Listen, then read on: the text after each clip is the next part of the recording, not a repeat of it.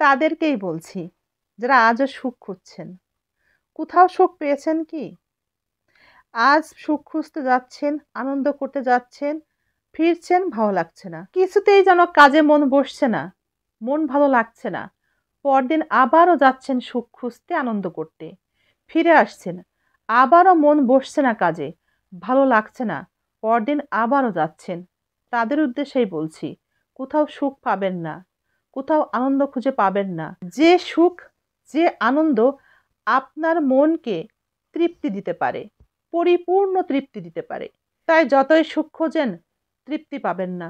কারণ সুখ তো আপনার ঘরে, সুখ তো রয়েছে আপনার বাড়িতে।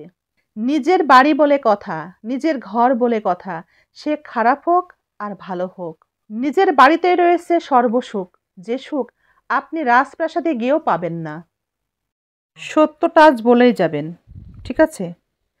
যাদের চরিত্র খারাপ, যেসব পুরুষের চরিত্র খারাপ, তাদের বউ হাজার সুন্দর হলেও, চরিত্র খারাপ পুরুষের বউ দুনিয়ার সবচেয়ে সুন্দরী হলেও সে আর একটা নারীতে ভূত হয়ে থাকে।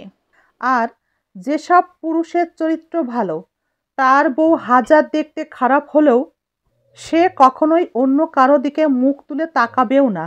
বিয়ের পরে লয়াল থাকার ব্যাপারটা আসলে আসল সৌন্দর্য, কি বলেন?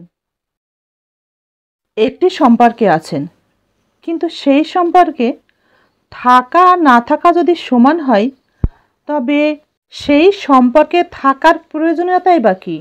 সম্পর্কে যখন আসেই তখন থাকতেই হবে, সেই জিতটা হতে হবে। এভাবে আর নয়, কারো জীবনে অপশন হয়ে নয়, গুরুত্ব নিয়েই থাকতে শিখব। অপশন হয়ে থাকাটা খুবই অসম্মানের। সেই পুরুষই তো বুদ্ধিমান, যে পুরুষ প্রয়োজনের অতিরিক্ত বাহিরে আড্ডা দিয়ে সময় নষ্ট না করে, বরং সেই সময়টুকু স্ত্রীর সাথে গল্প করে এবং খুনটুসি করে। এতে যেমন তাদের মধ্যে ভালোবাসা বৃদ্ধি পায়, তেমন সৃষ্টিকর্তাও খুশি হয়। মানসিক শান্তির জন্য সুন্দর স্বভাব, সময়ের সদ্ব্যবহার অনেক বেশি গুরুত্বপূর্ণ। সম্মান হারিয়ে গেলে, ভালোবাসার মানুষ দূরে সরে গেলে, কেউ অবহেলা করলে, সুখ জীবন থেকে হারিয়ে গেলে, দুঃখ হারিয়ে যদি জীবনে কষ্ট নেমে আসে, যদি কেউ ভালোবাসার পরিবর্তে অবহেলা করতে থাকে, এভাবে জীবন থেকে অনেক কিছু হারিয়ে গেলেও সেটা আর কখনোই ফিরে আসে না। আর যদি ফিরেও আসে, সেটা পূর্বের অবস্থাতে আর ফিরে পাওয়া যায় না। তাই দুঃখ, রাগ, ঘৃণা, বিরক্তি বা কারো সাথে ঝগড়া করে সময় নষ্ট না করে জীবনের সমস্ত সময়টুকু খুশিতে থাকা ভালো এবং অন্যকেও খুশিতে রাখা ভালো।